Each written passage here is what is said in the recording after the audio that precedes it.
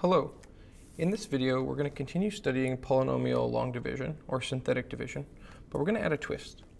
Let's say we have the polynomial x cubed plus kx squared minus 7x plus 10, and we're going to divide it by x minus 3.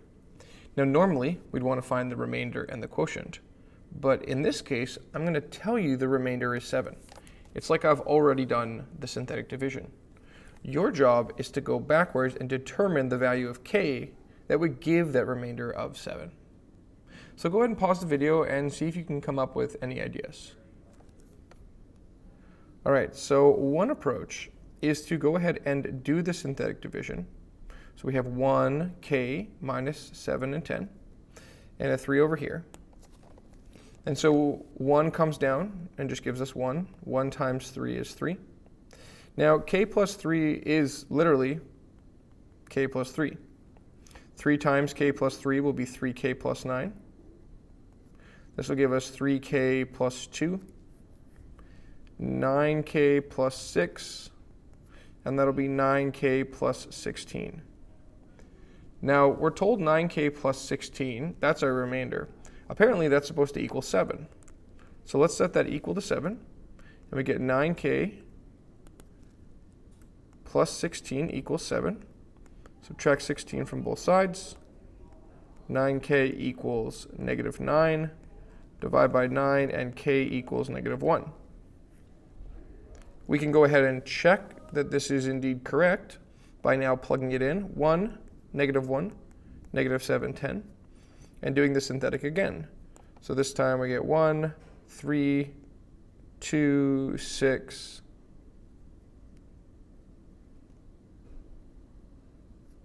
negative 1, negative 3, 7. And indeed, the remainder is 7, just like we expect. So this k value works out. And that's pretty good as a method. But some of you might say, well, that algebra in the middle was a little tricky. I'm not used to doing synthetic with k's. And so we could take another approach. We could do it with something kind of interesting. Instead of doing the synthetic, let's take that value of 3 that comes from the x equals 3, and let's plug it in to p. So p of 3 will be 3 cubed plus k times 3 squared minus 7 times 3 plus 10. So that will give us 27 plus 9k minus 21 plus 10. So that's going to give us 21, and 27 is going to make 6 plus 10, so 16 plus 9k. Now we know that the remainder is supposed to be 7. And what that means is when you plug in 3, you should get 7. This is a rule for polynomials. When you plug in p of 3, you should get the remainder. In other words, we have 16 plus 9k equals 7, which is the same equation we had from before. So we can subtract the 16 from both sides. 9k equals negative 9, divide by 9, and k equals negative 1, just like we had. So this is another method. Rather than following through with all of the algebra, we can simply plug in the 3. And this is something you might not have noticed, but it's important to remember. If you plug in the value for x, like x equals 3, that gives you the remainder. We've kind of touched on this before, because if you were to plug in x equals 3 into the polynomial, and you got 0, then we know, therefore, x minus 3 is a factor. Right? To be a factor means having a remainder of 0. So it's kind of an extension of that. In this case, we're not getting p of 3 equaling 0 because we know x minus 3 is not a factor. We know x minus 3 gives a remainder of 7. And remainder of 7 is kind of like the extension of saying, instead of it's 0, right, factor has no remainder. Now we know it has a remainder 7. In either case, plugging in 3 gives you whatever the remainder is, whether we're looking for a remainder of 0 or we've been told the remainder is already 7. All right, so here's another question. One of the factors of p of x is x plus 2. Find the value of k. Now, again, we just covered this. A factor means the remainder is 0. So you can either set the remainder to 0 and work through the algebra, or you can plug in x equals -2, set that to 0, and then solve for k. Either way, you should come up with a value of k. So go ahead and pause the video and give it a try. All right, so I'm going to show both methods here just to make sure we have that flexibility.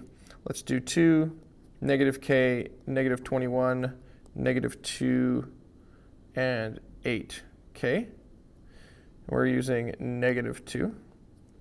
So we're going to get 2, -4, -k minus 4, 2k plus 8, 2k minus, so we have -21, and then we're adding 8. That's going to give us -13, -4k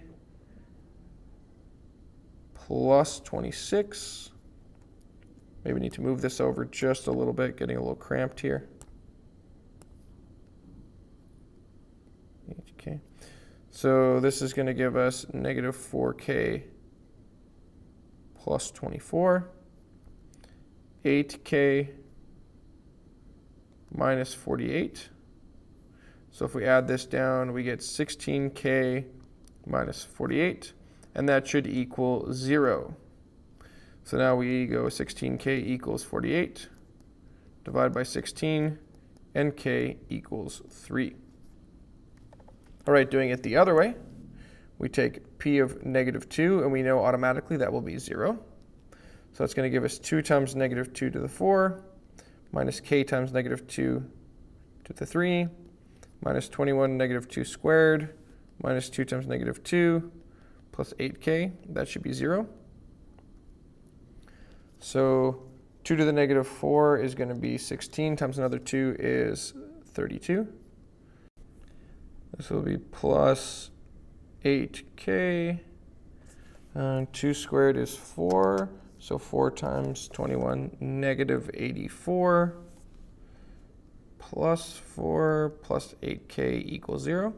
So we'll group the k's together to get 16k. Then we have -84.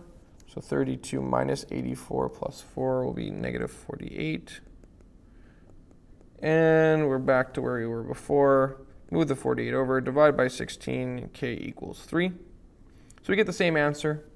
One thing that's maybe preferable about the synthetic is the numbers didn't get quite as large. If you notice, we only got a number up to 48, whereas here we had an 84. So the numbers do tend to be a little smaller if you work the algebra. But again, in the end, you get the same answer both ways. So if you did the synthetic, I'd encourage you to pause the video and try plugging it in. If you plugged it in, I'd encourage you to pause the video and try the synthetic, just to make sure you can do both methods. All right, now let's extend it and make the question more challenging. We're going to take our polynomial and we're going to have two variables, m and n. Now with two variables, I need to tell you two pieces of information. So first, I'm going to tell you that when the polynomial is divided by x minus 1, the remainder is 12. When it's divided by x minus 2, the remainder is 0. Hopefully that's enough to determine m and n. Okay, so we should start with the first one, and we can try the method with plugging it in if people like that. So this gives you x equals 1. So p of 1 should give you a remainder of 12. So let's get 2 times 1 cubed plus m times 1 squared plus 13 times 1 plus n equals 12. So it's going to be 2 plus m plus 13 plus n. So m plus n equals -3. Now again, there's two variables, so we're not able to solve this equation, but that's okay. We have enough information with the other equation. So here we have x equals 2, and so we'll plug that in. P of 2 equals 0. Well, I guess technically we never called this p, so maybe let's say let p of x equal this thing. Okay, so we're plugging in 2. We get 2 times 2 cubed plus m times 2 squared. 13 times 2 plus n should equal 0. So this is 16 for m. This would be 26n. So 4m plus n equals negative 42. Now again, we have here two equations, two unknowns, so we can solve this using our skills from grade 10. This is a system of equations, so we can do substitution, elimination, whatever we want. I like, in this case, I think I'm going to solve for n. N equals negative 3 minus m. I'm going to plug that in here for n, so negative 3 minus m. 4m minus 42. So we'll give 3m equals negative 39, divide by 3, and m equals negative 13. Take that and plug it in over here. That's going to give you n equals negative 3 minus negative 13. So negative 3 plus 13, so n equals 10. So those are our two values. And if you want, for extra practice, you can go ahead and use these two values in your polynomial. And you can do the synthetic for x equals 1 or x equals 2. And you should get remainder 12 and remainder 0 as your check. Okay, let's do another one. When mx cubed plus 3x squared minus 8x plus n is divided by x minus 2 or x plus 2. In either case, the remainder is 28. Determine n and m.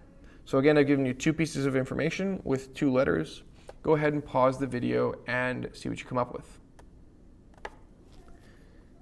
All right, so this means, let's call this p of x. Here we get x equals 2, x equals negative 2, and let's rock and roll. So p of 2 should equal 28. In other words, we'll get m times 2 cubed plus 3 times 2 squared minus 8 times 2 plus n.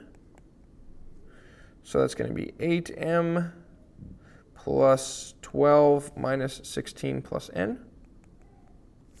So the 12 and the 16 make negative 4. Kick that to the other side. 8m plus n equals 32. Now for the next one, we have p of negative 2 equals 28. So m negative 2 cubed, 3 negative 2 squared, negative 2 plus n equals 28. Negative 8m plus 12 plus 16 plus n equals 28. Now in this case, the 12 and the 16 add together. So now we're going to end up with 28 on both sides. So 8m plus n equals 0.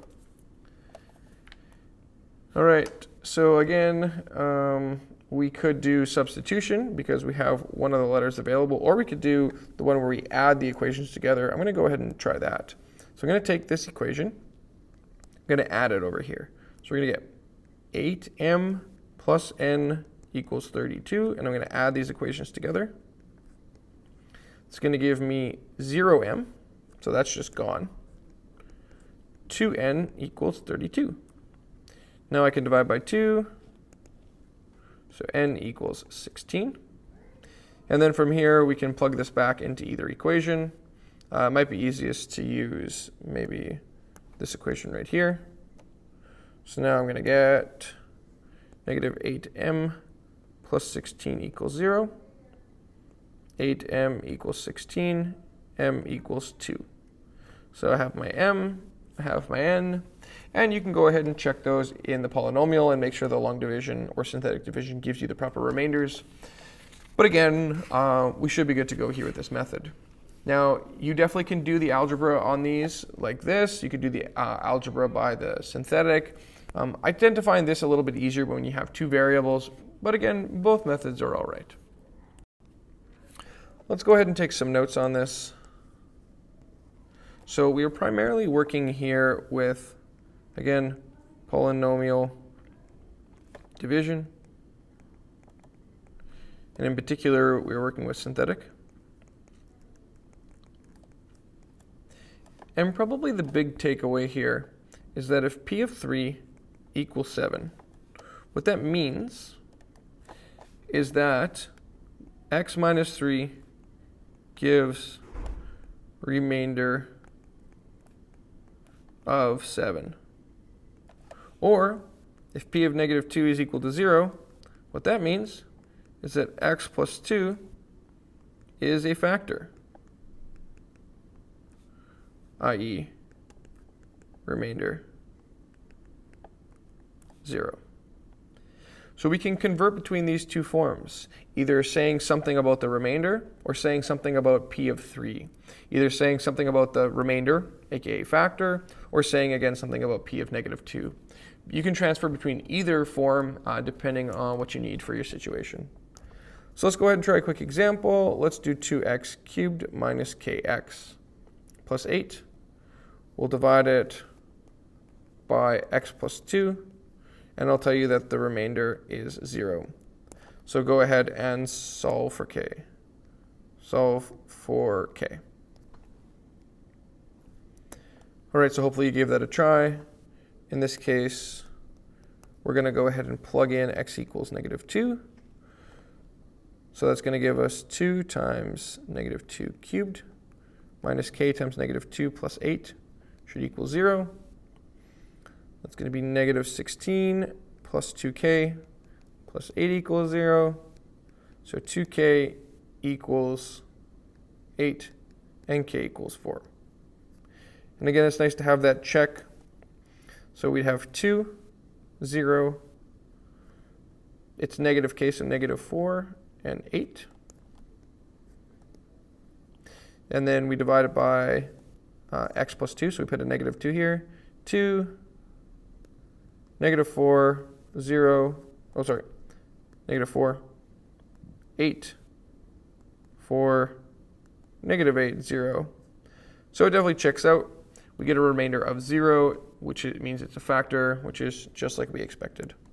So you can try some more on worksheet 4 and 4.5. Definitely add one to your notes here. And then any things to remember. Probably the biggest thing is that 2 variable. So you might need to review solving a system of 2 equations.